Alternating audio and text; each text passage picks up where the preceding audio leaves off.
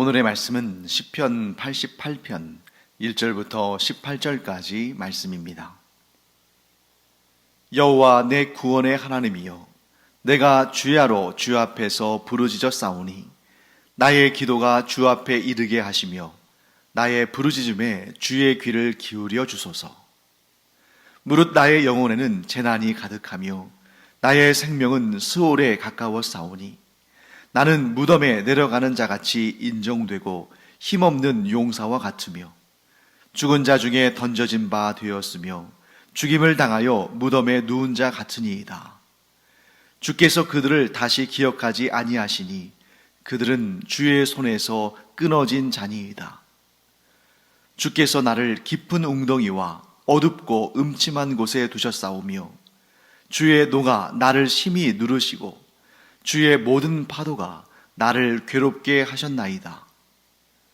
주께서 내가 아는 자를 내게서 멀리 떠나게 하시고 나를 그들에게 가증한 것이 되게 하셨사오니 나는 갇혀서 나갈 수 없게 되었나이다.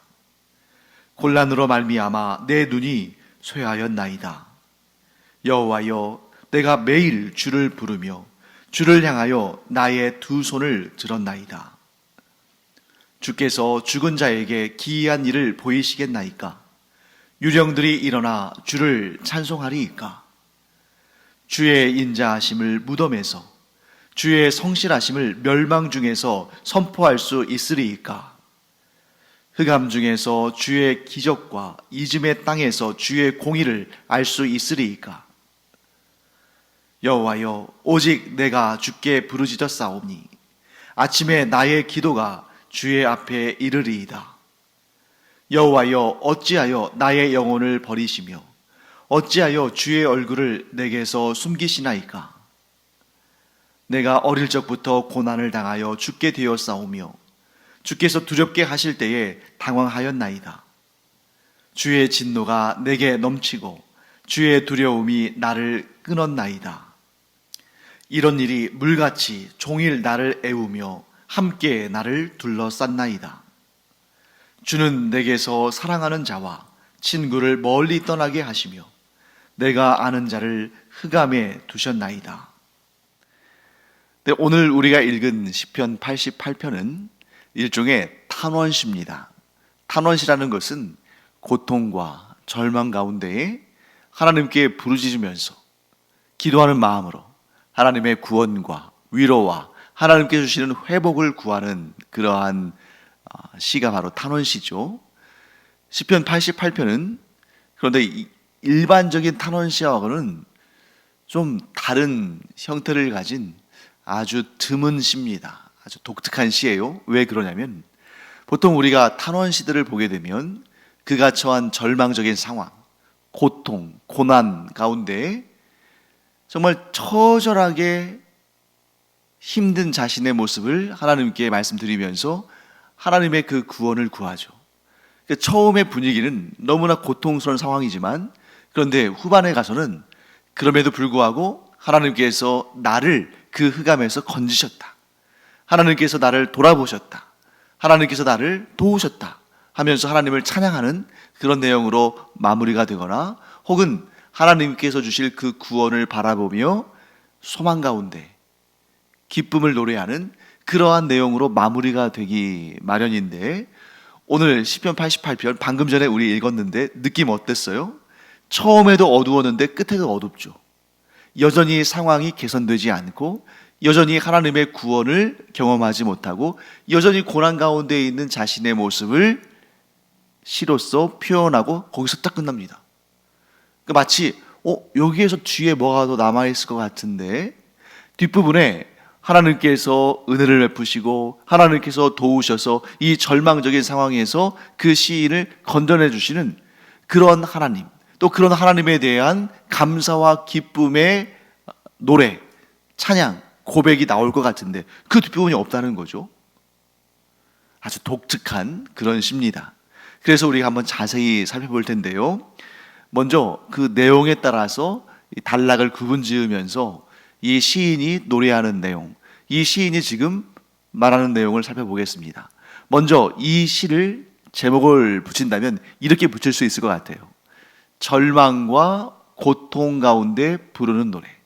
자, 절망과 고통 가운데 어떤 노래를 부르고 있는가? 자, 이 시인이 노래하는 방식, 그 내용을 우리가 안다면 우리도 그러한 절망과 고통을 경험할 때 이 시를 통해서 우리의 마음을 하나님께 아뢰 수가 있겠죠. 자, 먼저 1절과 2절 말씀을 함께 보겠습니다.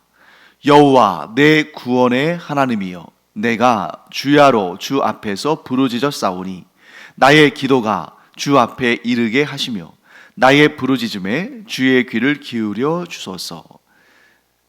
탄원하는 거죠. 간청하는 것입니다.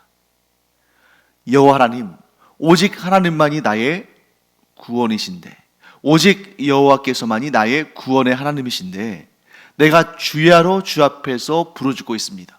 자, 이 시인이 지금 주야로, 즉 밤낮으로 여호와 하나님께 부르짖는 이유가 뭐겠어요? 문제가 있으니까, 고통이 있으니까, 지금의 이 절망적인 상황이 계속되니까 끊임없이 하나님께 간구할 수밖에 없는 겁니다. 지금 이 시인의 상황이 그런 상황이죠.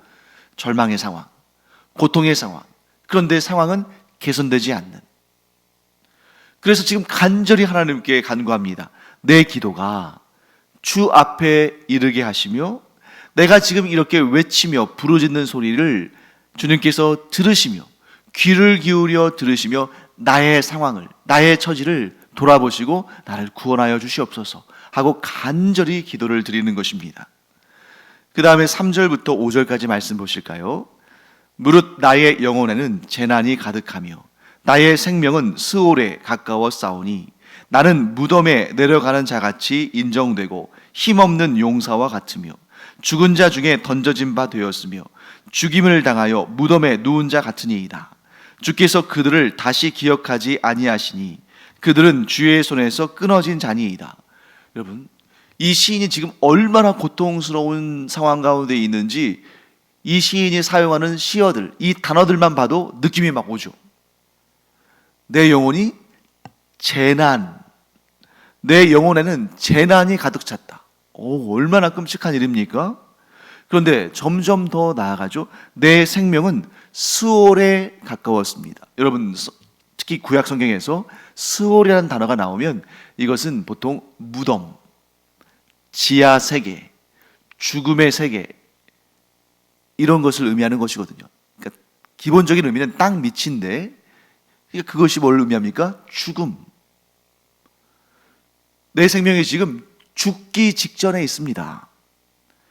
사전에는 무덤이 드디어 나오죠. 내가 무덤에 내려가는 것처럼, 내가 장사 지내서 그 무덤에 갇히는 것처럼, 그렇게 힘없는 용사처럼 아무 일도 하지 못하고 지금 이 고통 가운데, 이 절망 가운데 놓여져 있습니다. 5절에 또 나오죠. 죽은 자 중에 던져진 바가 되었고 죽임을 당하고 무덤에 누운 자 같습니다. 그리고 5절 후반부에 이렇게 말씀하죠. 주께서 그들을 다시 기억하지 아니하시니 그들은 주의 손에서 끊어진 자니이다. 지금 뭐라고 말하는 거냐면, 여기에서 주께서 그들을 다시 기억하지 아니하시니 라는 말씀은, 이게 그들이 누구예요? 죽은 자들, 무덤에 있는 자들. 무덤에 있는 자들을 주님께서는 기억하지 않으시고 그들은 주의 손에서 끊어진 자들인데, 지금 하고자 하는 말은 뭡니까? 나도 그들 중에 한 사람 같은 그런 상황에 있습니다. 내가 지금 목숨은 붙어 있지만 마치 그 무덤 속에 있는 자들처럼 어떤 소망도 없고 하나님께서 돌아보지 않으시는 그런 사람들과 내가 차이가 없게 됐습니다.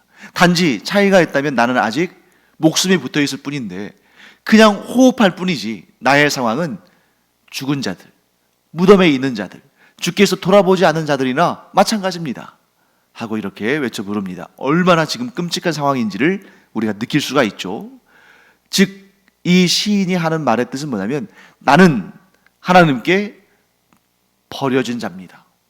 하나님께서 나의 부르짖음에 귀를 기울여 주지 않으시고 내 상황을 이대로 하나님께서 방치하시고, 즉 나는 하나님께 버려진 자이기 때문에 소망이 없습니다 하고 애타게 부르짖는 것입니다.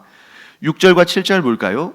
주께서 나를 깊은 웅덩이와 어둡고 음침한 곳에 두셨사오며 주의 노가 나를 심히 누르시고 주의 모든 파도가 나를 괴롭게 하셨나이다. 여러분, 이 장면을 여러분들 떠올리실 때 누구를 생각하시면 되냐면 야곱의 11번째 아들인 요셉을 한번 생각해 보세요. 요셉의 형들이 요셉을 질투해서 그를 죽이려 했습니다. 그런데 차마 배다른 형제이긴 하지만 자기 아버지 야곱을 생각해서 죽이지는 못해요. 대신에 빈 우물, 그러니까 사막, 광야지대에 보면 이렇게 물을 퍼오르기 위해서 우물을 팝니다. 그런데 이 건조한 지역은 우리나라처럼 뭐 땅을 파면 바로 물이 나오는 게 아니죠. 깊이 땅을 파야 물의 근원을 발견하는데 그나마도 어느 정도 물을 뽑아서 쓰면 건조한 기후 때문에 그 우물이 말라버려요. 그러니까 우리나라에서 사용하는 그 우물과는 차원이 다른 깊은 우물이죠.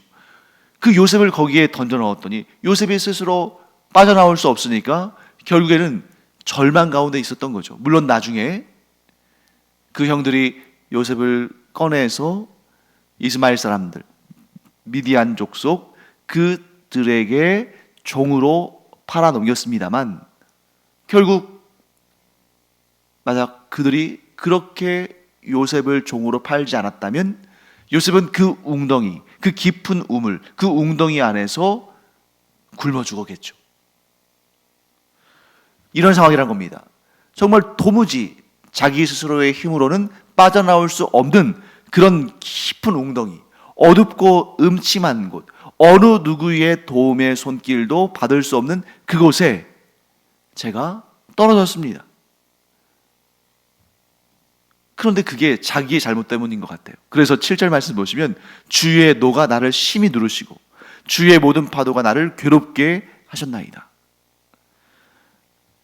8절과 9절을 볼까요? 주께서 내가 아는 자를 내게서 멀리 떠나게 하시고 나를 그들에게 가증한 것이 되게 하셨사오니 나는 갇혀서 나갈 수 없게 되었나이다. 곤란으로 말미암아 내 눈이 쇠하였나이다. 여호와여, 내가 매일 주를 부르며 주를 향하여 나의 두 손을 들었나이다. 자, 내가 아는 자들, 내가 좀 도움을 구할 만한 자들, 나를 도와줄 수 있을 것 같은 자들, 그들을 아무리 내가 만나고 싶어도 그들이 떠나버렸어요. 내게서 멀리 떠나버렸습니다. 그런데 나중에 다시 돌아와서 나를 구원할 만한 그런 상황이면 모르겠는데 내가 그들에게 가증한 존재가 되었다는 거죠. 즉 그들이 나를 향해서 고개를 흔들면서 저 사람은 상종도 못할 사람이야. 저 사람을 내가 도와줘봤자 오히려 나에게 손해야. 나에게 해를 미칠 거야. 하면서 그들이 적극적으로 나를 떠나서 멀리 가버린 겁니다. 그러니까 그들이 그냥 뭐 다른 일로 인해서 어디 멀리 갔다면 나중에 돌아와서 나의 부르짖음을 듣고 나를 그 깊은 웅덩이에서 꺼내줄 수도 있지만 내가 싫어서 떠났다는 거죠. 그런데 그것을 하나님께서 그렇게 만드셨다는 겁니다. 그러니 어느 누구, 심지어 자신의 가장 가까운 사람들에게서조차도 구원의 손길을 기대할 수 없는 그러한 사면초가의 상황을 묘사하고 있는 것이죠. 그래서 이런 곤란으로 말미암아 내 눈이 쇠하여졌나이다. 그런데 여기서 중요한 내용, 9절의 후반부, 여호와여, 내가 매일 주를 부르며 주를 향하여 나의 두 손을 들었나이다. 자, 이 시인을 지금 이런 절망과 고통 가운데에서 노래하는 이 시인을 버리신 하나님, 그의 죄로 말미암아 그를 깊은 웅덩이에 떨어뜨리신 하나님, 정말 무덤에 내려가는 것 같다 할 정도로 그런 고난을 경험하게 하신 하나님도 대단하시지만 이 시인도 대단한 사람이에요. 왜? 그런 절망적인, 하나님도 응답하지 않으시고 어느 누구도 돕지 않는 그런 상황 속에서 그가 다시 하나님을 향하여 나아가는데 주야로, 즉 밤낮 없이 항상 매일 변함없이 주를 향하여 두 손을 들며 기도한다는 것입니다. 아주 이 시인도 대단한 사람이죠. 10절부터 12절까지 말씀 한번 볼까요? 주께서 죽은 자에게 기이한 일을 보이시겠나이까? 유령들이 일어나 주를 찬송하리이까? 주의 인자하심을 무덤에서, 주의 성실하심을 멸망 중에서 선포할 수 있으리이까? 흑암 중에서 주의 기적과 이즘의 땅에서 주의 공의를 알 수 있으리이까? 자, 하나님을 설득하고 있어요. 지금 이 시인은 대단한 사람이에요. 그 절망과 고통, 웬만한 사람 같으면 다 포기하고 심지어 하나님을 저주하고 하나님을 욕하고, 하나님이 계시다면 어떻게 나에게 이러한 절망적인 상황을 주실 수 있을까?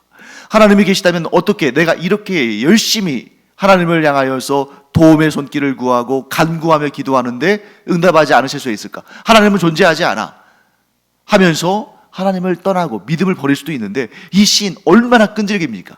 마치 누구 같냐면 야곱과 같아요.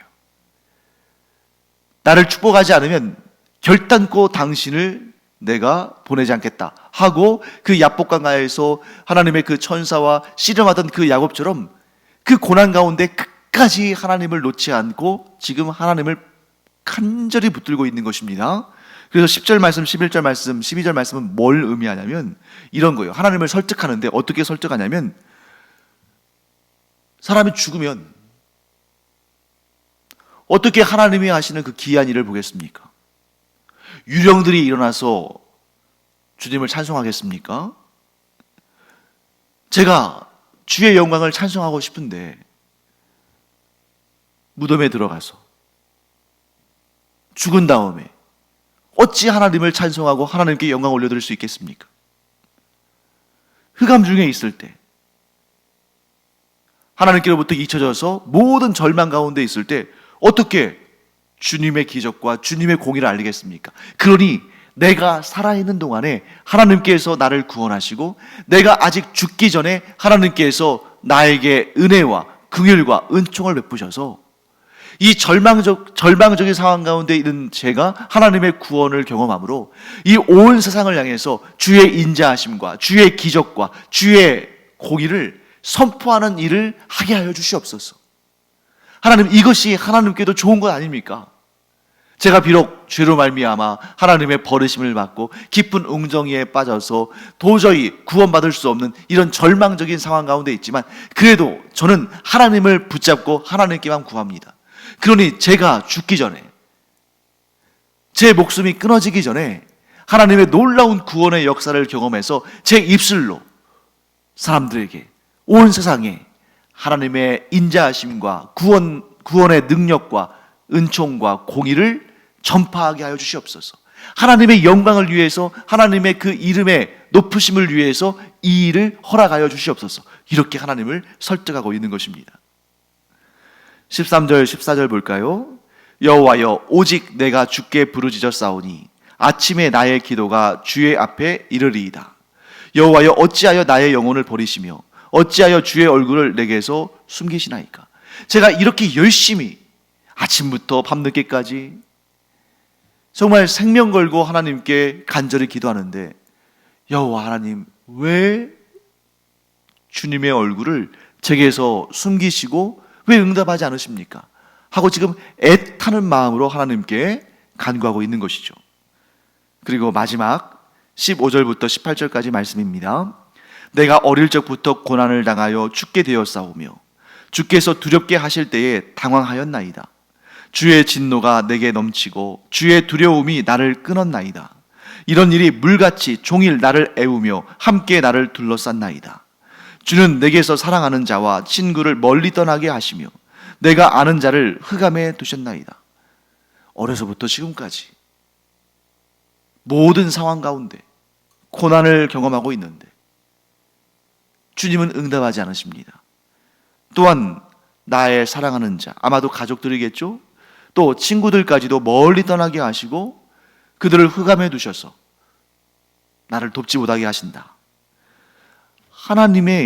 하나님께서 나에게 이렇게 고통을 주시는데, 그런데 제가 하나님께 구원을 간절히 구하는데 하나님은 제게 응답하지 않으십니다. 그러고 끝나요? 그런데 여러분, 이 시에는 이미 해답이 나와 있습니다. 어떤 해답이에요? 절망보다 강렬한 하나님을 찾는 시인의 그 간절한 마음, 그 어떤 고난보다, 그 어떤 고통보다, 심지어 죽음보다 강렬한 하나님을 찾는 이 시인의 간절한 마음, 거기에 답이 있는 것입니다. 이 시인은 지금 뭐라고 말하냐면, 하나님께서 비록 저를 고난 가운데 두셨지만 저는 하나님의 손에 넘겨지는 것이 낫다고 봅니다. 사람의 손에 넘겨지면, 또는 사람의 손에 의해서 구원을 받으면 그것은 안전하지 못합니다. 사람이 나를 구원할 수도 없고, 또 사람이 항상 내게 선을 베풀지도 않습니다. 사람은 언제 바뀔지 모릅니다. 오늘의 친구가 내일의 적이 될 수도 있습니다. 오늘 나에게 친절을 베푸는 자들이 내일 나에게 비수를 꽂을 수도 있습니다.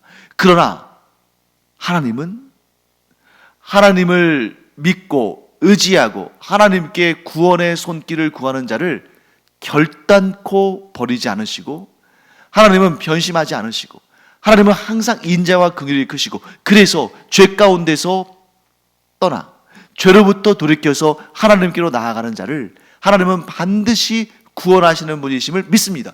그 믿음이 오늘 이 시에 표현되어 있지는 않지만 이 시인의 마음속에 그런 믿음이 견고하게 세워져 있기 때문에 하나님께서 도무지 응답하지 않으시는 그런 상황 가운데서도 하나님을 향하여 매달리고 있는 거예요. 왜? 하나님이 그런 분인 줄을 아니까.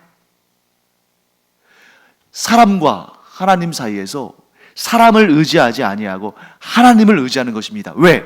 사람은 변하지만 하나님은 결코 변치 않으시니까. 그래서 지금 당장은 하나님께서 나에게 구원의 손길을 내밀지 않으시고, 하나님께서 내 상황을 변화시키지 않으시고, 나에게 침묵하시는 것 같으시고, 나로부터 모든 것을 다 그 구원의 손길을 다 거두신 것처럼 보이지만, 그럼에도 불구하고 하나님께로 나아가면, 하나님을 붙잡으면, 하나님을 신뢰하고 하나님께 간구하면, 하나님께 간절히 기도하면 오직 하나님만이 나에게 구원을 주신다는 것을 확신하는 거죠. 사랑하는 성도 여러분, 그렇기 때문에 이 시편 88편은 우리에게 굉장히 소중한 시입니다. 우리가 아무리 하나님께 간구하고, 우리가 아무리 믿음으로 반응하고, 우리가 아무리 하나님께 소망을 둬도 지금 내 삶의 상황이 개선될 여지가 보이지 않을 수 있어요. 내가 정말 밤낮으로 기도하고 오직 하나님께만 간구하고 오직 하나님만 붙들고 의지하는데도 지금의 나의 어려운 그 절망스럽고 고통스러운 상황이 개선될 아무런 여지가 보이지 않을 수 있습니다. 그럼에도 불구하고 우리가 할 수 있는 유일한 일은 하나님을 붙들고 의지하고 간구하며 기도하는 것이다. 왜? 구원은 오직 하나님께만 있으니까. 또한 하나님은 돌이켜서, 죄로부터 돌이켜서 하나님께로 나아가며 하나님께 간구하며 하나님을 의지하는 자를 결코 모른 채 하지 않으신다. 반드시 구원하신다. 이 사실을 믿음으로 말미암아 내 삶의 상황이 개선의 여지가 없고 나아질 기미가 보이지 않고 그 고통과 절망적인 상황 그대로라 할지라도 우리는 끝까지 하나님을 의지하며 하나님께만 간구하며 하나님께로 나아가는 그런 우리가 되기 바랍니다. 그래야만 소망이 있다. 이 비밀을 아는 자는 결국 하나님의 구원을 얻게 됩니다. 그런데 이 믿음을 끝까지 갖지 못하고 중간에 어느 시점에서 안 될까봐, 안 되는 것 같아, 하나님께서는 도무지 나에게 응답하지 않으셔 하고 돌이키면, 그래서 하나님을 의지하지 아니하고 하나님께로 나아가지 않으면 그는 절망, 영원한 절망, 그 어떠한 소생의 가능성도 없는 곳으로 던져지는 거죠. 사랑하는 성도 여러분, 끝까지, 언제까지요? 하나님의 구원의 손길이 임할 때까지 하나님을 놓치지 않고 하나님의 손을 굳게 붙들고 하나님만을 향해 나아가는 우리가 되기를 바랍니다. 기도하겠습니다. 하나님, 우리의 상황 가운데에 하나님의 구원이 보이지 않고 하나님의 능력이 나타나지 않고 하나님께서 그 모든 상황에 침묵하시는 것처럼 보인다 할지라도 저희가 하나님을 믿기에 끝까지 주님의 구원하심이 임할 때까지 하나님만을 붙들고 하나님만을 의지하고 하나님만을 향하는 저희들 되기를 원합니다. 그래야만 구원을 얻고 그래야만 모든 상황 가운데 하나님의 선하신 역사하심과 인자하심과 긍휼을 얻게 될 줄 믿습니다. 그러므로 하나님을 신뢰함으로 끝까지 하나님만 의지하는 하나님의 사람들 되게 하여 주시옵소서. 감사드리며 예수님의 이름으로 축복하며 기도합니다. 아멘. 기도하는 시간입니다. 어떤 경우는 내가 아무리 간절히 기도해도 기도의 응답이 나타나는 것 같지 않아서 좀 힘이 빠지고 절망스러운 때가 있을 수 있죠. 그러나 오늘 이 시편 88편 기억하기 바랍니다. 구원은 하나님께만 있음을, 하나님은 반드시 하나님께 간절히 간구하는 자의 그 부르짖음, 그 기도를 들으신다는 사실 우리가 깨닫고 주님께서 응답하실 때까지 기도를 쉬지 않는 그런 우리가 되기를 간절히 축원합니다. 기도하겠습니다.